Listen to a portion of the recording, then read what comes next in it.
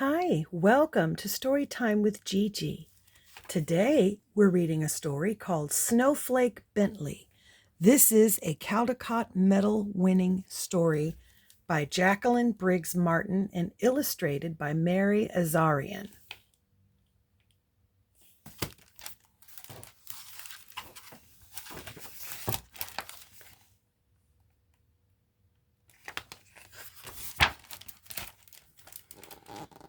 In the days when farmers worked with ox and sled and cut the dark with lantern light, there lived a boy who loved snow more than anything else in the world. Do you like snow? I do.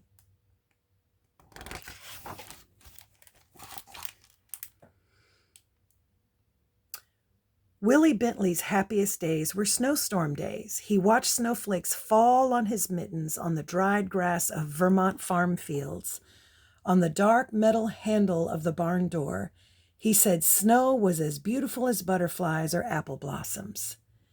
Now, Wilson Bentley was born on February 9th, 1865, on a farm in Jericho, Vermont, between Lake Champlain and Mount Mansfield, in the heart of the snow belt, where the annual snowfall is about 120 inches.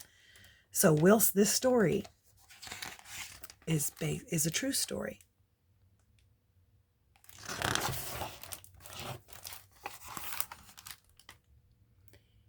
He could net butterflies and show them to his older brother, Charlie. He could pick apple blossoms and take them to his mother, but he could not share snowflakes because he could not save them. Willie's mother was his teacher until he was 14 years old. He attended school for only a few years. She had a set of encyclopedias, Willie said. I read them all. So he only went to school for a few years. Most people were taught at home back then. When his mother gave him an old microscope, he used it to look at flowers, raindrops, and blades of grass. Best of all, he used it to look at snow. While other children built forts and pelted snowballs at roosting crows, Willie was catching single snowflakes. Day after stormy day, he studied the ice crystals. From his boyhood on, he studied all forms of moisture. He kept a record of the weather and did many experiments with raindrops. So this is Wilson Bentley.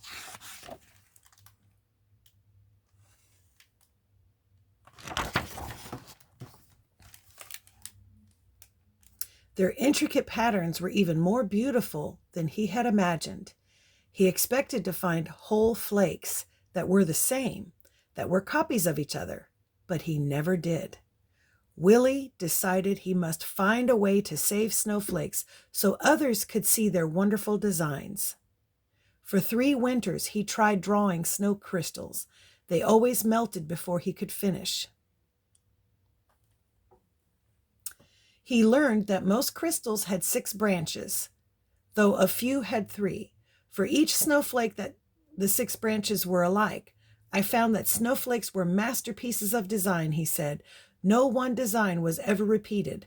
When a snowflake melted, just that much beauty was gone without leaving any record behind. Starting at age 15, he drew 100 snow crystals each winter for 3 winters.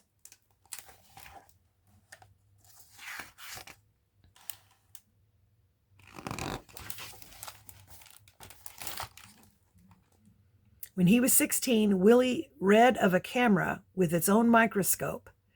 If I had that camera, I could photograph snowflakes, he told his mother.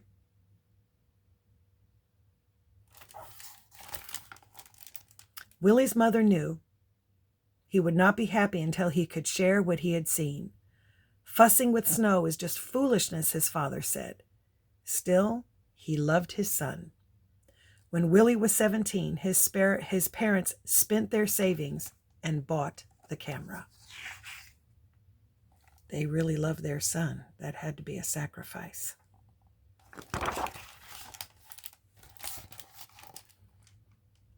The camera made images on large glass negatives. Its microscope could magnify a tiny crystal from 64 to 3,600 times its actual size. It was taller than a newborn calf and cost as much as his father's herd of 10 cows. Willie was sure it was the best of all cameras. That was a very expensive sacrifice they made. But they loved their son.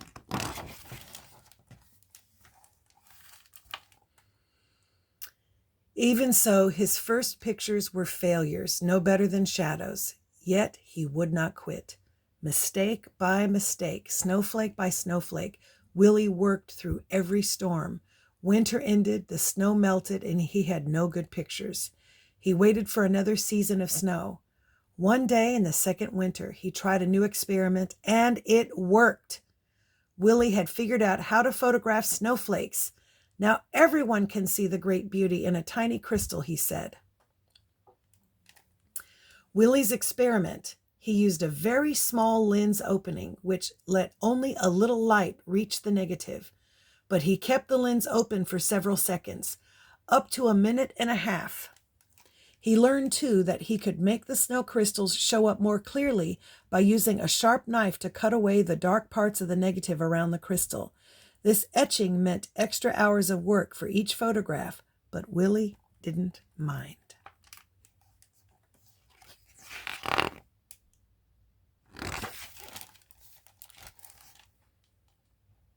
But in those days, no one cared. Neighbors laughed at the idea of photographing snow. Snow in Vermont is as common as dirt, they said. We don't need pictures. Willie said the photographs would be his gift to the world. While other farmers sat by the fire or rode to town with horse and sleigh, Willie studied snowstorms. He stood at the shed door and held out a black tray to catch the snowflakes.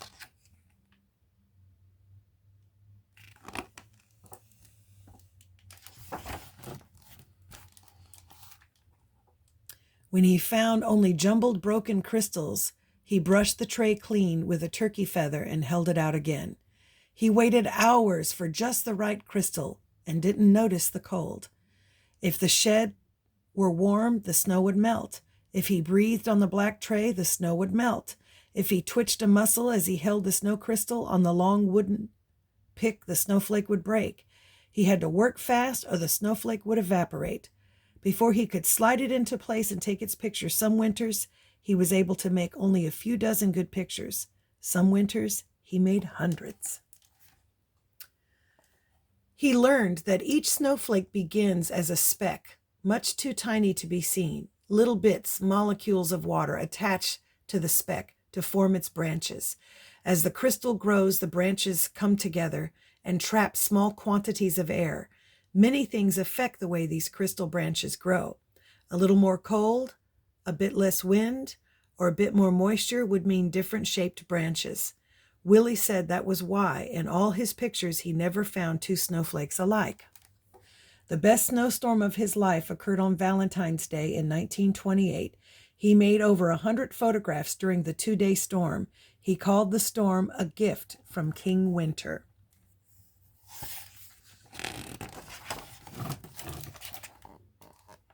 Willie so loved the beauty of nature, he took pictures in all seasons.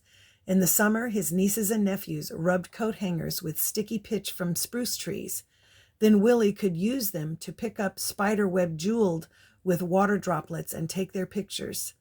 On fall nights, he would gently tie a grasshopper to a flower so he could find it in the morning and photograph the dew-covered insect. Willie's nieces and nephews lived on one side of the farmhouse that Willie shared with his brother Charlie. Willie often played the piano as they sang and shared stories and games with them.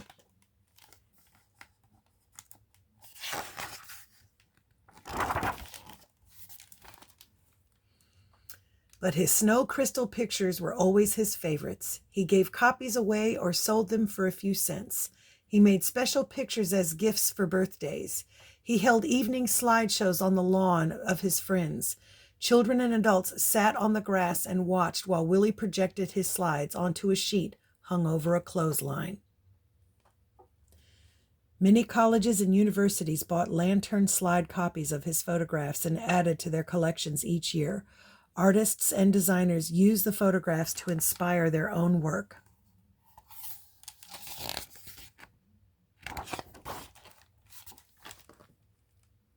He wrote about snow and published his pictures in magazines. He gave speeches about snow to faraway scholars and neighborhood skywatchers. "You are doing great work," said a professor from Wisconsin. The little farmer came to be known as the world's expert on snow, the Snowflake Man, but he never grew rich. He spent every penny on his pictures. Willie said there were treasures in snow. "I can't afford to miss a single snowstorm," he told a friend. "I never know when I will find some wonderful prize." Other scientists raised money so Willie could gather his best photographs in a book.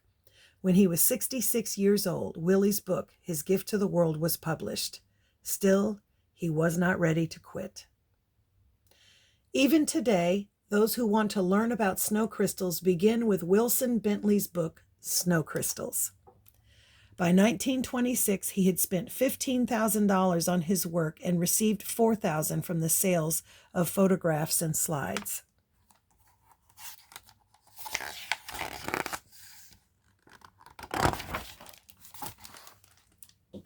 Less than a month after turning the first page on his book, Willie walked 6 miles home in a blizzard to make more pictures. He became ill with pneumonia after that walk and died 2 weeks later. Oh.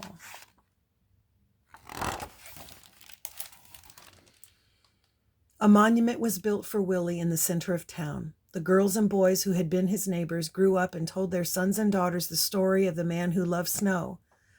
40 years after Wilson Bentley's death, children in his village worked to set up a museum in honor of the farmer scientist, and his book has taken the delicate snow crystals that once blew across Vermont, past mountains over the earth. Neighbors and strangers have come to know of the ice wonders that land on their own mittens, thanks to Snowflake Bentley. The plaque on the monument says, "Snowflake Bentley, Jericho's world-famous snowflake authority.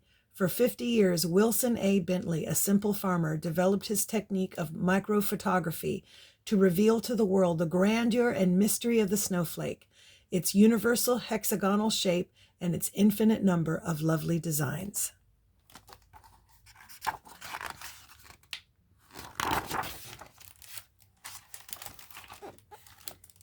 There he is. And there's a few of the pictures. Wow. The average dairy farmer gets up at dawn because he has to go to work in the cow yard. I get up at dawn too, but it is because I want to find some leaf hung with dew or a spider web, which the dew has made into the most delicate ropes of pearls. I take my camera with me, get down on my knees in the wet grass, and photograph these exquisite bits of nature. Because I do this, I can show these lovely things to people who never would have seen them without my help. They will get their daily quart of milk all right. Other farmers will attend to that, but I think I'm giving them something which is just as important.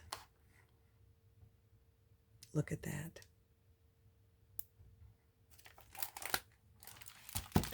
And that's our story.